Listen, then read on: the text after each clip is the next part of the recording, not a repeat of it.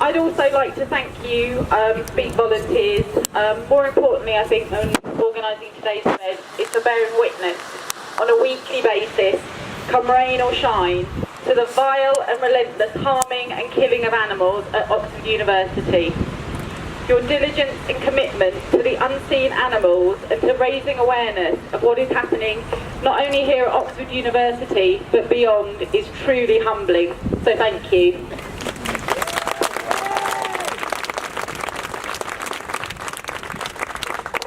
I'd just like to ask everyone now, could you raise your hands if you know of or have heard of Felix?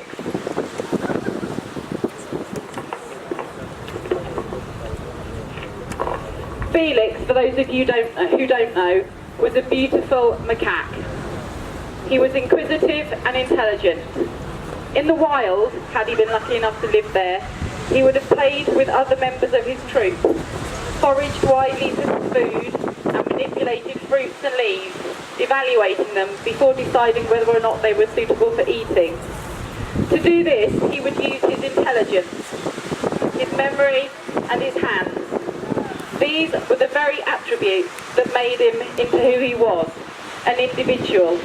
And these are the things that led him and other macaques like him to become victim of the animal researchers here at Oxford University.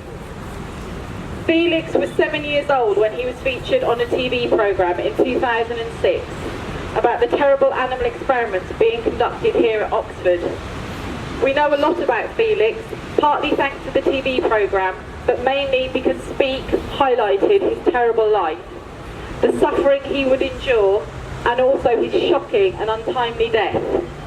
They spoke his name, they cried over his plight, and they spent months trying to save him. They swore that Felix would be seen as a symbol for all the animals in laboratories, the nameless, the faceless, and the voiceless. Whilst we know a lot about Felix and the terrible suffering he would have endured, he was unusual in that he was apparently given a name by his tormentor. Unlike millions of other animals in laboratories, he was not just a number tattooed on his chest, or the number on a chip in his back, or the number clipped to a piece of paper on the side of a cage or a tank. We know what happened to Felix, so his story must serve as a reminder for us about the horrors facing countless animals each day, of each week, of each month, of each year.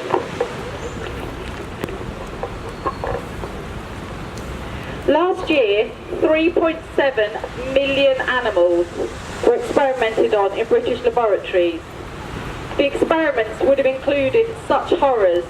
Just think of this, imagine this being you, as being burned, poisoned, gassed, electrocuted, force-fed, injected with cancer cells, and being surgically mutilated. And when that torment is over, most of the animals are killed.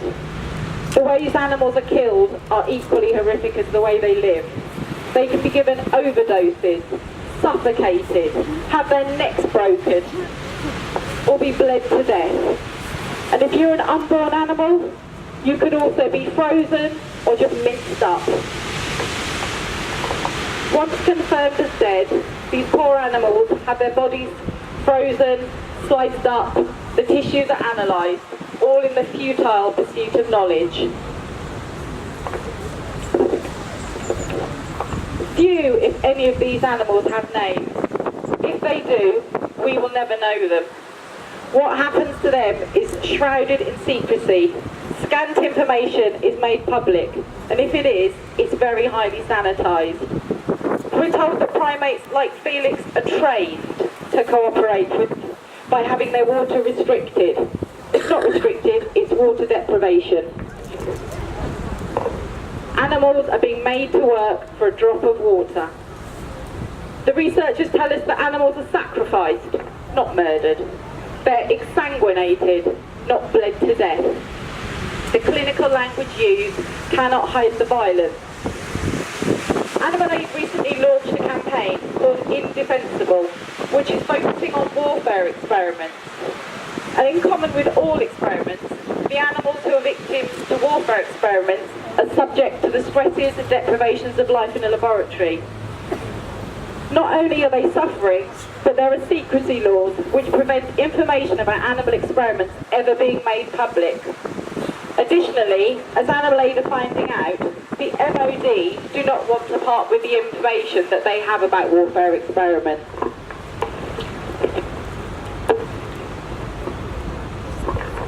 Animal Aid, under the Freedom of Information Act, has requested information from Porton Down. Porton Down, as you will probably all know, is a secret government laboratory where animal experiments are conducted. Other establishments have supplied this information in 20 working days.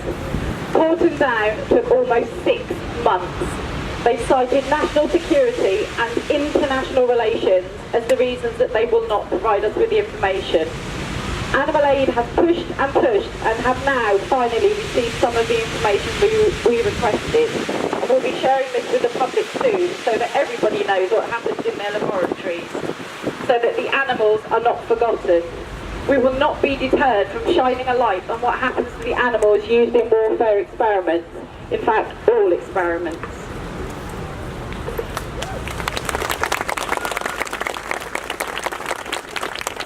The suffering that animals endure in warfare experiments is truly horrific. Our recent exposés have highlighted guinea pigs who were exposed to the toxic nerve agent VX.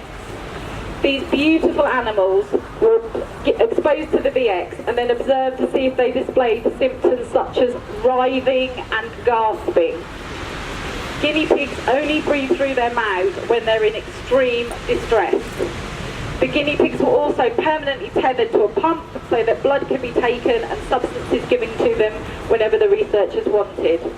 Those that didn't die during the experiment were then killed. Animal Aid's latest expose has detailed how marmosets were exposed to Ebola. We know from human cases of Ebola that it can cause horrific suffering, bleeding from the eyes, noses and other orifices. The justification for exposing marmosets to Ebola was that the disease may be weaponized. These tiny marmoset monkeys were taken from the breeding colony at Porton Down and used in experiments. Their suffering is truly horrific. It was described by the animal researchers in this manner. Overt signs of infection included a hunched posture, unkempt fur, altered respiration, subdued nature and a reluctance to move, eat or drink. External hemorrhaging from the genitals was observed in 4 animals. It's 2019 this year. It's 60 years since Russell and Birch established the 3 Rs. It's 40 years since World Day for Animals in Laboratories was founded. And quite frankly, we shouldn't have to be here protesting about something that is so archaic, raising public awareness about something that is so flawed and scientifically inadequate. But we will, because it's morally right that we speak out for the animals. Whether it's doing weekly demonstrations about vivisection in your area, doing information stalls, handing out leaflets, or asking your MP to add their voice to yours. All of these things are necessary, all of them count, and all of them are so important and vital to making animal experiments a thing of the past, consigned to history where they belong. Thank you.